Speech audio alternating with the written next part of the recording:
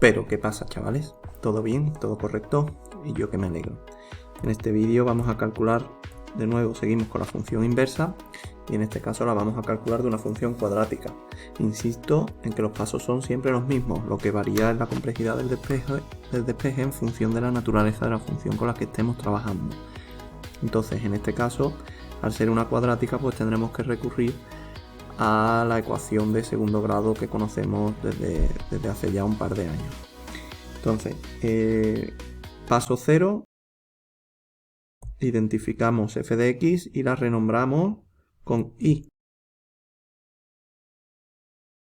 Paso 1, intercambio, donde pone y pongo x y donde pone x pongo y. Y paso 2, el despeje de la y. Y aquí es donde vienen los problemas, porque no termináis de entender en qué consiste despejar la y. Si yo lo que quiero es despejar y, yo a x la trato como un número, ¿de acuerdo? Imaginarme que es un 5 o imaginarme que es un 8, ¿vale? Entonces, vamos a llevarnos todo a un lado, a un miembro. En este caso va a ser el miembro de la derecha, es decir, la x va a pasar restando y va a quedar igualado a 0, solo que después lo voy a escribir de izquierda a derecha. En vez de escribir 0 igual a 2y cuadrado menos 3y más 1 menos x, pues voy a escribir 2y cuadrado menos 3y más 1 menos x igual a 0, que es lo mismo. Esto sería la ecuación en forma homogénea, igualada a 0. Y la necesitamos porque vamos a despejar y. Para ello vamos a recordar la fórmula famosa de menos b más menos raíz cuadrada de b al cuadrado menos 4ac partido por 2a. Y vamos a tener cuidado identificando los coeficientes de esta ecuación cuadrática. ¿Quién sería a? Sería el término que multiplica a y cuadrado. ¿Quién sería b?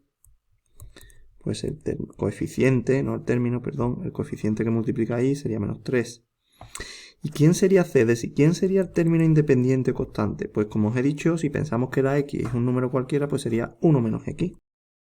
Muchos alumnos aquí se extrañan porque no entienden que x pueda estar dentro de la fórmula esta porque nunca la han visto. La fórmula pues va a aparecer una x y no pasa nada. Lo importante es que entendamos cómo identificar los coeficientes.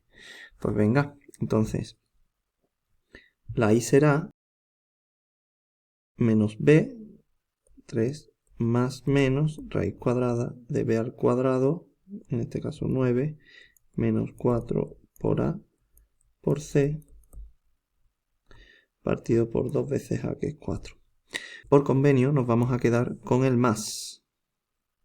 Ahora mismo no es importante, nos quedamos con el más, porque si no, esto no sería una función. Entonces, arreglamos la expresión un poquito, no se puede arreglar mucho tampoco, pero, por ejemplo, tengo aquí 9 menos 8, luego me queda 1, y menos 8 por menos x más 8x. Pues esta sería la expresión que estábamos buscando.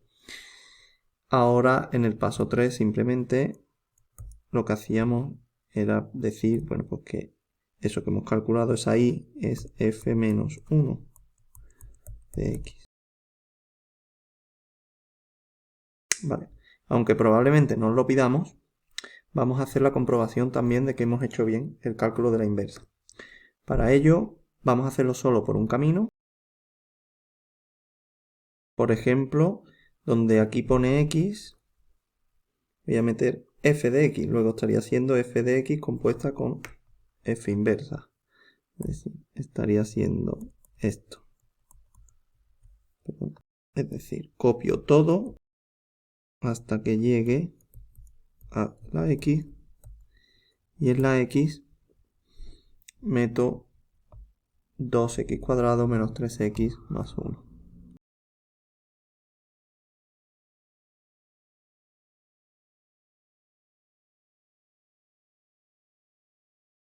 Vamos a operar con cuidado, hacer la distributiva. Me quedaría 1 más 16x cuadrado menos 24x más 8. Todo eso partido por 4. 3 más, y me queda 16x cuadrado menos 24x más 9 partido por 4. Recordad que la demostración consistía en encontrar aquí x. Es decir, que esto me tiene que dar x. Parece un poco difícil, pero como sabemos a dónde tenemos que llegar, pues miramos con cariño. Y mirar con cariño esto es darse cuenta que aquí hay una identidad notable. Está el cuadrado de una recta. Porque aquí tengo cuadrado del primero menos doble producto del primero por el segundo más cuadrado del segundo. Luego esta técnica que se llama completar cuadrado, como yo sé, podría parecer una idea feliz, pero es que yo sé que tiene que ocurrir, que tiene que irse de alguna manera. Entonces yo sé que mirando aquí el cuadrado del primero sería 4x, el cuadrado del segundo sería 3 y necesito que se reste porque aquí aparece un menos en el producto cruzado. Pues bueno, pues esto quedaría así. Ya os digo que parece un poquito idea feliz. Y fijaos que el doble producto está bien hecho, ¿eh? Si no habría que corregir, pero no es el caso, porque si no, no saldría. Si yo tengo menos 24x, fijaos, el producto del primero por el segundo sería menos 12x y el doble producto menos 24x. O sea que esta identidad notable es exactamente radicando. Y ya pues se me van los cuadrados, ¿no? La raíz se me va con el cuadrado y me queda 3 más 4x menos 3 partido por 4. Se me cancelan también los 3. 4x partido por 4 es x, como queríamos demostrar. No voy a hacer os propongo que hagáis f menos 1 compuesta con f, para que veáis que también sale x. No será algo que os pidamos necesariamente, pero sí es algo que deberíais de conocer. Para acabar este vídeo, me gustaría que reflexionásemos también sobre otro tipo de funciones que conocemos a la hora del cálculo de su inversa. Vamos a suponer que yo tengo esta función igual, o f de x, pero ya me paso directamente, escribo y elevado a x para calcular. Y esto sería, bueno, esto sería f de x, ¿de acuerdo? Venga, vamos a ponerlo. Vamos a suponer que yo quiero calcular pues la inversa de f de x. Pues bueno, vamos a hacerlo de siempre. Donde pone y, pongo x. Donde pone x, pongo y. Y ahora despejo. ¿Cómo se despejaba este señor? Pues por la definición de ¿qué? De logaritmo. Esto era la definición de logaritmo. Y necesariamente es el logaritmo en base e. El logaritmo en base e de x. ¿Cómo se llamaba el logaritmo en base e? Logaritmo neperiano. Logaritmo en base e de x. Luego, la función inversa que yo estaba buscando es el logaritmo neperiano de x. Luego, si f de x es e elevado a x, su inversa es el logaritmo neperiano de x. ¿De acuerdo? Pues entonces tendremos unas representaciones gráficas que haremos en el próximo vídeo, donde veremos que una función cualquiera f de x y su función inversa son simétricas respecto a la bisectriz del primer cuadrante, pero eso ya lo veremos con ayuda de GeoGebra en el próximo vídeo. Un saludo y hasta la próxima.